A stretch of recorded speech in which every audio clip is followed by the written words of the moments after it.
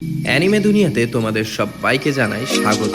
আজকের গল্পের প্রথমেই আমরা দেখি তেনজু হাই স্কুলে পড়া একটা ছেলে তার সায়েন্টিস্ট বন্ধুকে জানাতে আসে যে ফাইনালি আজ সে তার ক্রাশকে প্রপোজ করতে চলেছে।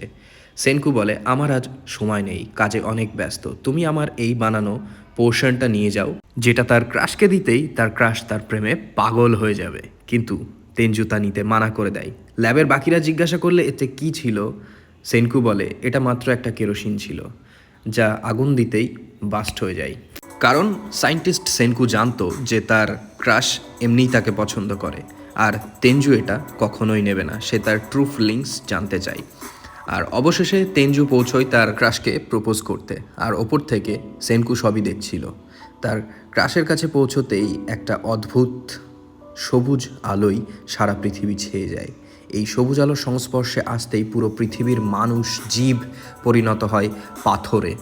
আকাশ থেকে চলন্ত এরোপ্লেন নিচে ক্র্যাশ করে। যারাই এই আলোর সংস্পর্শে এসেছিল তারাই সবাই পাথরে পরিণত হয়। পৃথিবীর সমস্ত ইমারত ধসে যায়। এভাবে গোটা 5,000 বছর কেটে যায় পাথর অবস্থায়। কেউ মারা যায় না, তবে তারা পাথর হয়ে যায়। আর অবশেষে 5,000 বছর পর একদিন হঠাৎ তেনজুর পাথর ভেঙে যায়। সে গুফা থেকে বেরিয়ে দেখে চারিদিকে মানুষ এখনও পাথর হয়ে রয়েছে। তার মনে পড়ে যে এই ঘটনা আগেও একদিন হয়েছিল। একদিন একটা পাখি হঠাৎ পাথর হয়ে তার হাতে এসে পড়েছিল, আর তখনই তার মনে পড়ে তার গার্লফ্রেন্ডের কথা, যাকে সে সেই জায়গায় খুঁজতে যায় এবং দেখে সে এখনও পাথর হয়ে রয়েছে। তার মনে ভীষণ আনন্দ জাগে, তবে সে সাথে দুঃখিতও হয়। তাকে বলে, আমি তোমাকে বাঁচাতে পারলাম না, আমাকে ক্ষমা করো। আর এই মুহূর্তেই সে লক্ষ্য করে গাছে লেখা আছে, নদীকে ফলো করে আমার কাছে এসো। তখন সে বোঝে যে না, এখানে আরও কেউ হয়তো মানুষ আছে। আর সে সেই নদীটাকে ফলো করে যেতেই দেখতে পারে তার পুরনো বন্ধু সেনকুকে। বন্ধুকে দেখেই সে ইমোশনাল হয়ে জড়িয়ে ধরতে চায়, কিন্তু সেনকু তাকে লাথি মেরে সরিয়ে দেয় আর তাকে বলে গোটা পৃথিবীতে 5,000 বছর কেটে গেছে, আর সে 6 মাস আগেই তার পাথর রূপ ভেঙে মানুষ হয়ে গেছিল, আর সেই 6 মাস সে একাই আছে। তেনজু জিজ্ঞাসা করে, তুমি সময়ের হিসাব কিভাবে রাখলে? সে বলে, আমি 5,000 বছর ধরে আমার কাছে আর কোনো কাজ ছিল না। মানুষ পাথর তো হয়েছে, কিন্তু তারা ভেতরে এখনও জীবিত রয়েছে, তাদেরকে এখনও বাঁচানো যাবে, আমরা চাইলেই তাদের বাঁচাতে পারি। তুমি কি আমায় সাথ দেবে? তেনজু ভেবে বলে, হ্যাঁ অবশ্যই, আমি তোমার সাথ দেব।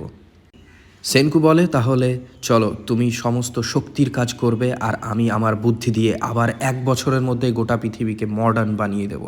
ছেলের কনফিডেন্স দেখেছো? জ্যাকেটে লিখেছে ইকুয়াল টু MC স্কোয়ার, নিউটনের প্রথম ছেলে।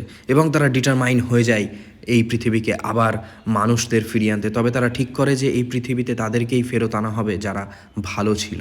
আর এভাবেই একদিন খাবার খুঁজতে খুঁজতে তেনজু একটা মূর্তি দেখতে পায়, যেটা সে আগেও টিভিতে দেখেছিল, এক ভয়ানক শক্তিশালী মানুষের মূর্তি।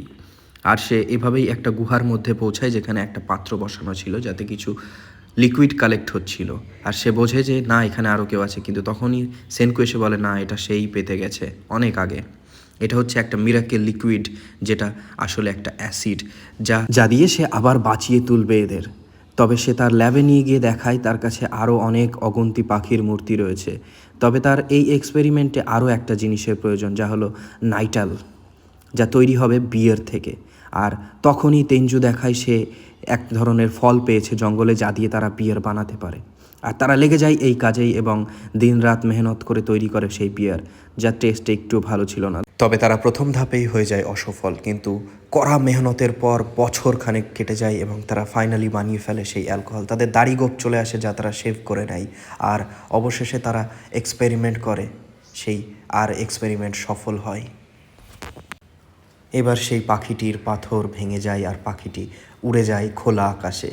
তারা এটি দেখে অত্যন্ত খুশি হয়। খুশিতে তেনজু লাফাতে থাকে আর সে বলে, চলো বন্ধু, আমরা এই পৃথিবীর সমস্ত মানুষকে আবার বাঁচিয়ে তুলব, আবার এই পৃথিবীকে নতুন করে গড়ে তুলব। তবে তেনজু বলে, তুমি সবার প্রথমে কাকে বাঁচাতে চাও বলো বন্ধু?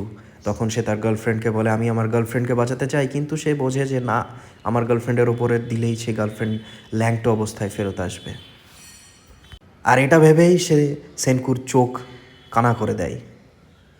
তো গাইস, আমার এক্সপ্লেন কেমন লাগছে এটাই কমেন্টে জানিও। নতুন চ্যানেল তো, পরের ভিডিওতে আবার দেখা হচ্ছে।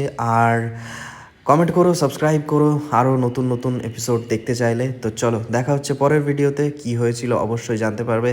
Tata, bye bye, সায়োনারা।